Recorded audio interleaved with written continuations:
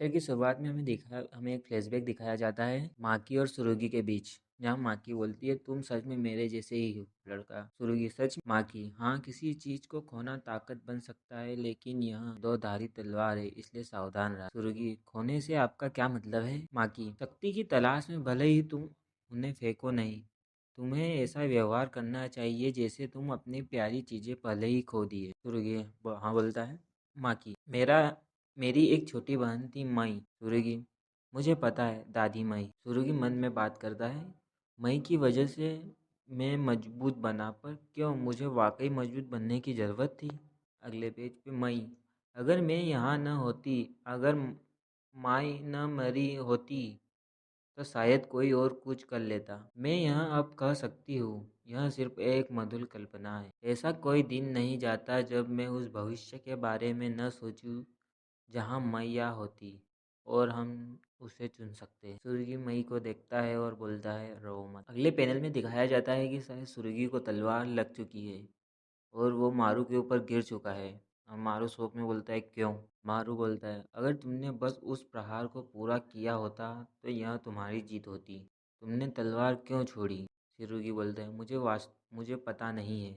मुझे ऐसा लगता है जो भविष्य में उसे मारकर जीतता वह सही नहीं होता। मारू, सही नहीं होता? क्या तुम युका के लिए नहीं लड़ रहे थे? सुरुगी, इसीलिए तो कह रहा हूँ कि मुझे नहीं पता, मैं सिर्फ 17 साल का हूँ। अब मुझे कुछ समझ नहीं आ रहा, मुझे क्या करना चाहिए? मारू, यह अलग है। पृथ्वी पर जापान में जो लोग बहुत पहले से ही वहाँ रह रहे हैं, वहाँ एक जीवन था। यहाँ यहाँ तक कि श्रापित आत्माएं भी उस जीवन का हिस्सा है। हमारी मांग यही है, अगर वो लोग जो शुरू से वहाँ से सही थे, तो वे लोग जिनका स्थान छीन लिया गया, हम क्या करें? जिनका कभी कोई स्थान था ही नहीं। यह पृथ्वी, यह ब्रह्मांड किसका है? मुझे अब कुछ समझ नहीं आ रहा। सुरुगी बोलता है, कुरोस, युका, कोई भी एक सुरुगी के सामने पैनल में एक लड़की आती है। चेंज होता है दाबुरा की फाइट पे, दाबुरा और मोहरागा की फाइट पे। दाबुरा कहता है, मैं समझ गया हूँ, तो मुझे इस तरह का बैरियर बनाना चाहिए। क्या यह तकनीक पृथ्वी पर पहले से ही मौजूद है?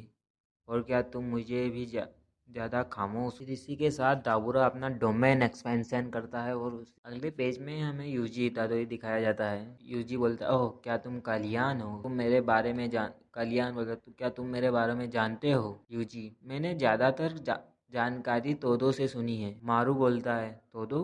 वह एक खुशमिजाज इंसान है जो एक हाथ में वाद्य यंत्र बजाता है। तुम वाकई एक श्रापित आत्मा जैसे दिखते हो। तो मुझे यहाँ क्यों बुलाया गया? क्यों कालियान? क्यों मुझे लगता है कि तुम मेरी श्रापित तकनीक के उपयुक्त हो? कर सेनेट कालियान, इतादोरी यूजी, मैं चाहता हूँ कि तुम इस तालमेल के न्यायाधीश बनो, और मैं चाहता हूँ कि तुम पृथ्वीवासियों के प्रतिनिधि के रूप में इसे गवाह बनाओ। यूजी, तालमेल, इसका असल में क्या मतलब है? 3 आंखों वाला युवक। मारू, मैं एक ऐसी दुनिया बनाना चाहता हूँ जहाँ श्रापित आत्माएं कभी पैदा ही न हो। यह मेरे बड़े भाई और उस व्यक्ति की अंतिम इच्छा है जिसे मेरा ख्याल रखा। यूजी, चलो इसे करते हैं। यह जगह पृथ्वी की सभी आत्माओं के लिए चौराहा है। साइड से एक आवाज आती है, हाँ, यह तो बहुत ही पुराना और जाना पहचाना चेहरा है। और इसी के साथ मोहितो की एंट्री होती है कहानी में। हाँ, यह तो बहुत ही जाना पहचाना चेहरा है। यूजी तादोरी, तुमने बहुत देर कर दी। मैं तुम्हारा इंतजार कर रहा था, क्योंकि तुम्हारे मरने के बाद ही तो मैं बहुत समय हो गया। अरे तुम कैसे मरे? कैसे? हाँ, मुझे बस यहाँ बुलाया गया था। अरे ऐसा क्यों?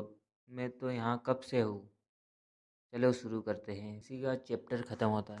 मेरे को लग रहा है ये कहानी इतनी सी थी, चलनी चाहिए थी यार इस कहानी को। सुरुगी की डेथ हो चुकी है और मेरे को लग रहा है कि उधर अब इस डोमेन एक्सपेंशन में दाबुरा भी मोहरागा को मार देगा। इसी इसी के साथ वो युका की भी डेथ हो जाएगी। कहानी ख़त्म।